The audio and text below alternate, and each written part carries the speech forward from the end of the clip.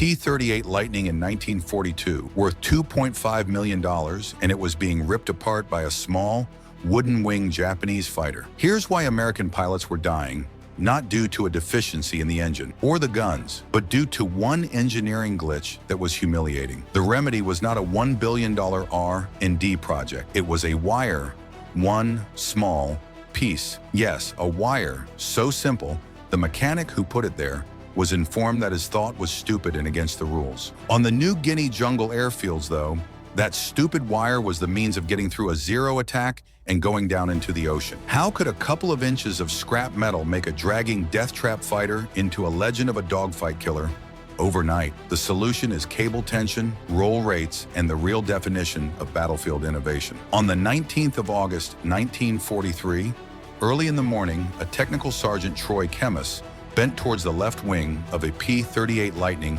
at WWII airfield in New Guinea, looking at his pilot who was preparing for a mission he might not survive. The pilot was Lieutenant John Austin, 23 years old, 6 combat missions, 0 kills. The Japanese had scrambled 18 Mitsubishi, a 6M0 fighters to meet the morning patrol. Austin would be flying straight into them. Kemmis had been maintaining P-38s for 8 months. He knew the aircraft better than anyone on that airstrip. Twin-engine fighter, twin-boom frame, fast in a straight line, a monster at altitude. But the P-38 had one flaw that was killing American pilots every day. It couldn't turn with a zero. The zero was lighter and far more agile. It could complete a full horizontal turn in half the time a P-38 needed. In a dogfight, that difference meant death. American doctrine was blunt. Never turn with a zero. Never try to outmaneuver it. Use speed.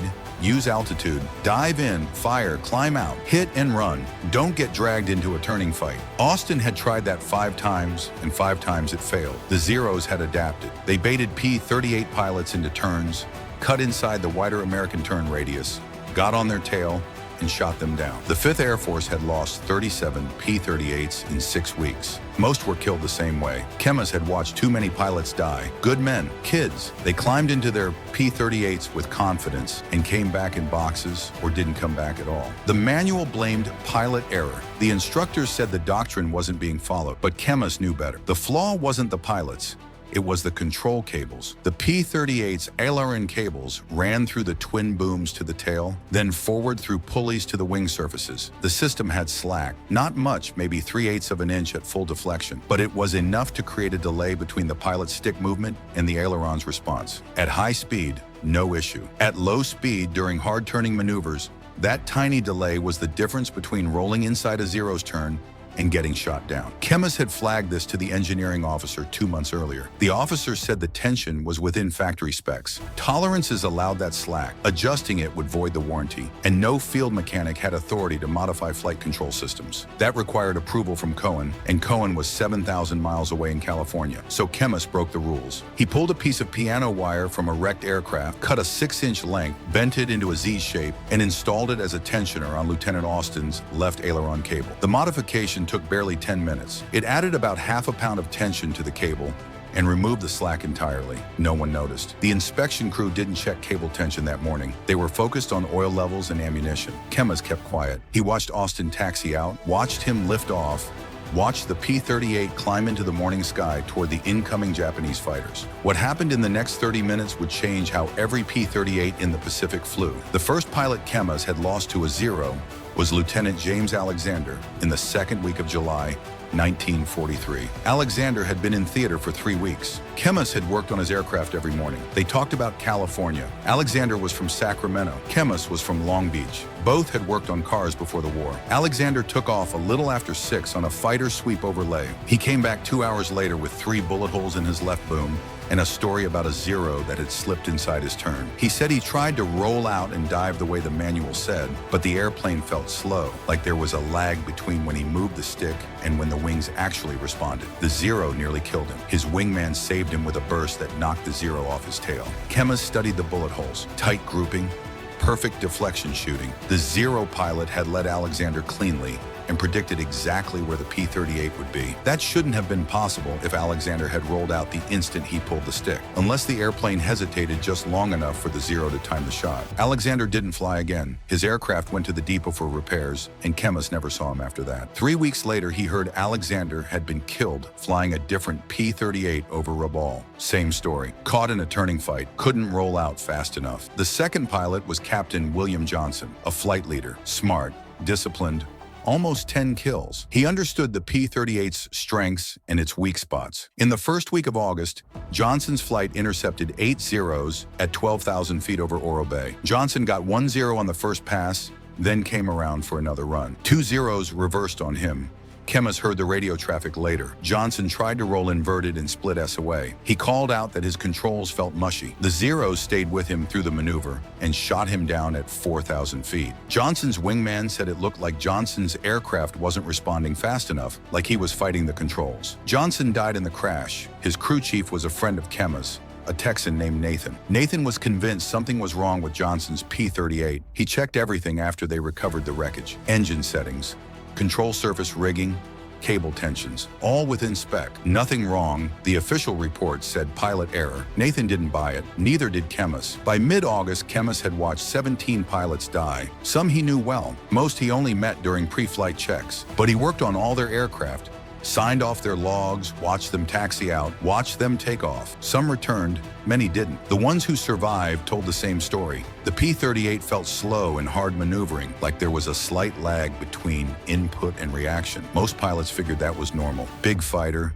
heavy control surfaces, some delay was expected. But Chemis knew better. He could feel that lag in the cables, that tiny bit of slack. He even started listening to the sound the cables made when he tensioned them. There was a tone he trusted, a low twang. Loose cables had a different sound. Every P-38 on the line had that slightly loose sound, still within spec, but wrong. He mentioned it to Nathan one evening after Johnson died. Nathan asked what could be done. Chemis told him the truth. Officially, nothing. Unofficially, there was a fix, but it meant breaking regulations that could get them both court-martialed. The issue wasn't that American pilots didn't know the doctrine. They knew it well. Never turn with a Zero. Use speed, use altitude, hit fast, climb out. The rules were clear, but combat never followed rules. Lieutenant Austin had been in New Guinea for 2 months. Farm kid from Iowa, 23 years old, 6 combat missions, 0 kills. Not because he lacked skill, because he followed doctrine, and doctrine kept him from getting a shot. On his 3rd mission, Austin dove on a Zero from altitude, built up speed to 400 miles per hour, and came in from the sun like the manual said. He got the Zero in his gun sight, started to pull the lead. The Zero snap-rolled left and dove away. Austin tried to follow. His P-38 rolled, but sluggishly. By the time his nose came around, the Zero was gone. No shot fired. His 4th mission was worse. Austin and his wingman jumped 2 Zeros at 15,000 feet. Austin fired the first burst and missed. The Zero reversed hard right. He rolled to follow. His wingman called out 2 more Zeros, diving in from above. Austin tried to roll level and dive away. The aircraft responded just slowly enough that one of the diving Zeros landed a 3-second burst into Austin's right boom, 20-millimeter shells. They didn't penetrate, but they rattled Austin so badly he broke off and ran for home with both engines smoking. On his 5th mission, he watched his wingman die. Lieutenant Jansen Wark was 20, from Boston. They trained together. In mid-August, Wark got separated from the formation during a fight over Finchhofen. 2 Zeros locked on his tail. He rolled, reversed, and tried to scissor. The Zeros stayed glued to him. Austin heard everything over the radio. Wark calling for help, the panic, the moment he said his airplane wasn't turning fast enough, the gunfire, the scream, then silence. No one slept that night. Wark's bed stayed empty. His things went into a crate bound for home. His P-38 was written off as a combat loss. The maintenance log showed no issues. The official report blamed pilot error. Chemis didn't buy it. He'd worked on Wark's airplane that morning. Engine timing perfect. Control surfaces aligned. Cable tension in spec. The airplane was fine. Wark still died, and Chemis knew why. That fraction of a second delay in the controls. That tiny bit of slack the manual allowed. It had killed Wark the same way it killed Johnson and Alexander and 15 others. What stuck with him most was the smell. Every morning, the maintenance area is filled with the same mix of aviation fuel, hot metal, and hydraulic fluid. The smell of airplanes going to war. Some would come back, some wouldn't. And Chemis would be there again the next morning, working on machines he knew couldn't react fast enough to save the men flying them. In the mid of August after sunset, Austin walked into the maintenance area and found Kemas working on his P-38. He asked if there was anything at all that could make the airplane roll faster. He didn't care about regulations. He just wanted a chance to live. Kemas saw the fear, saw a kid who knew he wasn't going to survive another mission if nothing changed. He told Austin to come back in the morning. He'd try. Kemas worked alone that night. The hangar was quiet after 2300. Most of the crew were asleep. Only the generators hummed in the distance and insects tapped at the overhead lights. The air carried the usual mix of engine oil and tropical humidity. He pulled the inspection panel off the left boom. The metal was still warm. Inside, the aileron control cable ran through the pulleys toward the tail. He grabbed the cable with both hands, felt the play, maybe 3/8 of an inch before it caught. His hands were sore from a full day of work, but he could feel the slack clearly. Wrong. He knew it was wrong. The piano wire came from a P-38 that had ground looped 2 weeks earlier. The airframe was scrap, but Kemas salvaged what he could, including a 6-inch piece of high-tensile piano wire from the rudder trim system. He didn't know why he kept it. Now he did. He sat on the hangar floor with the wire and a pair of pliers and bent it into a Z shape. The wire fought him. His hand slipped twice. He cut his thumb on the second slip. Blood made the wire slick. He wiped it on his coveralls and kept working. It took 8 minutes to get the bend right. The Z shape would act as a tensioner, adding just enough preload to eliminate the slack. Installing it was worse. The space inside the boom was tight. He worked one-handed, holding a flashlight with the other. The beam drifted as his arms shifted, throwing shadows across the pulleys. His shoulder was wedged against the structure, and the metal edge dug into his arm. Sweat ran down his back. He disconnected the cable at the pulley junction. His fingers fumbled with the clevis pin. He dropped it, heard it land somewhere below. Spent 5 minutes feeling around in the dark until he found it. If the engineering officer caught him modifying a control system, he'd be court-martialed, possibly discharged, maybe worse. But Austin would die if he didn't try. He slipped the tensioner into place and forced the clevis pin through. When seated, he tested the cable by hand. No slack. The aileron moved the instant he pulled. Good. He replaced the panel, cleaned his tools, wiped the blood from his hands, and stepped out of the hangar after 1 o'clock. The night air was warm and still. Somewhere far off, he heard engines. Japanese night raiders, probably. The sound twisted in his gut. He'd broken regulations, used a non-standard part, and altered a flight control system. If it failed, Austin would crash, and Kemas would carry that forever. But if it worked, Austin might live. He lay awake until dawn. In the morning, he walked to the flight line, watched the crew fuel and arm Austin's airplane, watched him walk out for briefing, watched him climb into the cockpit. In the morning, Austin took off. Kemas stood on the flight line and watched the P-38 climb into the morning sky, join formation with 16 other aircraft, and head northwest toward Japanese airspace. All he could do was wait. The fight began after an hour. Austin's flight of 4 Lightnings intercepted 9 Zeros at 13,000 feet over the Huon Gulf. The morning sun was behind them, perfect for a diving attack. Austin flew number 3 in the element. His leader called out the bounce and they rolled in. Austin picked a 0 at the back of the formation, dove from altitude, and built his speed to about 380. The 0 filled his gun sight. He could see the rising sun on the fuselage, even the pilot's head in the canopy. He fired. The 4.50 and the 20mm hammered. Most rounds missed. A few sparked across the wing, not enough. The 0 snap-rolled right in dove. Austin rolled to follow. That's when he felt it. The airplane responded instantly. No delay, no lag. The stick moved and the Lightning rolled with it. Austin had never felt the P-38 behave that way. It snapped through 90 degrees in what felt like half the normal time. He put his nose down. The 0 was still in view. He fired again. A 3-second burst. The rounds walked up the fuselage from tail to cockpit. The engine exploded. The 0 rolled inverted and fell toward the jungle, trailing smoke. Austin's first kill. He didn't have time to think about it. His wingman called out Zeros diving from above. Austin glanced up and saw 3 of them dropping in a shallow dive. They'd watched him kill their friend. Now they were coming for him. Austin shoved the throttles forward and started to climb, but the Zeros were faster. They'd be on him in seconds. His only hope was to reverse and fight. Doctrine said to run. Doctrine also said that running got men killed. He rolled hard left and pulled. The Lightning snapped around. The nose came through the horizon fast enough to shock him. The lead 0 had started to follow, but hadn't expected a reversal that quick. The Japanese pilot was exposed. Austin pulled lead and fired. He hit the 0 at the wing root. The wing folded. The airplane tumbled. 2 kills in 30 seconds. The other 2 Zeros tried to scissor. They alternated turns to force an overshoot. Austin stayed with them.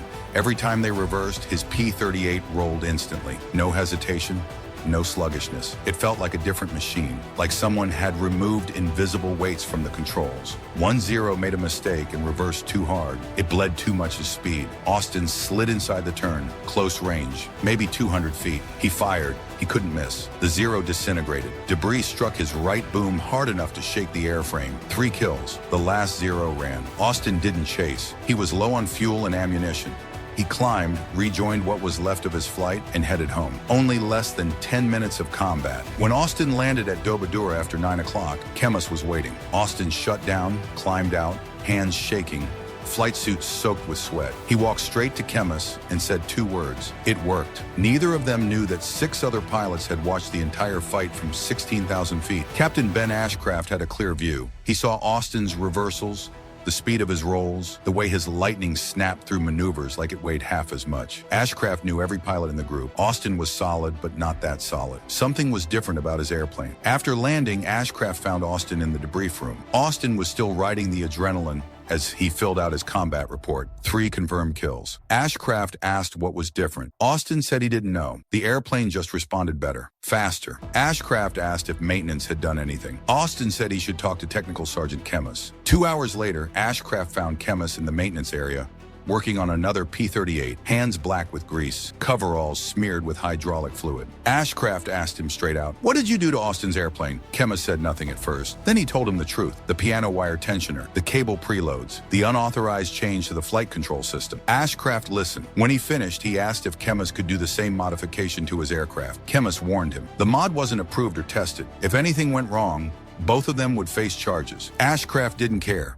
He'd lost 4 pilots in the last month, all caught in turning fights they couldn't escape. If something could help them survive, he wanted it. Regulations could wait. That evening, Chemis modified Ashcraft's P-38 the same way. Ashcraft flew it the next morning and came back raving. The airplane rolled like a fighter, not a truck. His wingman heard him talk about it and asked for the mod too. Within 4 or 5 days, Chemis had modified 9 aircraft. Word spread. Pilots started asking their chiefs.